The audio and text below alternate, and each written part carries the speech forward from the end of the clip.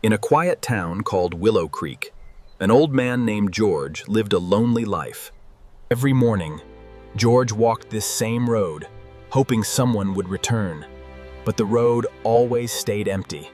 One night, the sky turned dark, and a heavy storm slowly took over the town. Inside the house, George suddenly collapsed, and everything went silent, except Buddy's fear.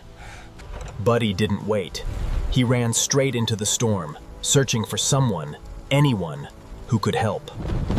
He reached a nearby house, barking endlessly, until someone finally understood. This was not just noise. This was a cry for help. And they followed Buddy back through the storm, toward the old wooden house, where George lay helpless inside. They arrived just in time, and saved George's life, before it was too late. When George opened his eyes, the first thing he saw was Buddy, still waiting, still loyal,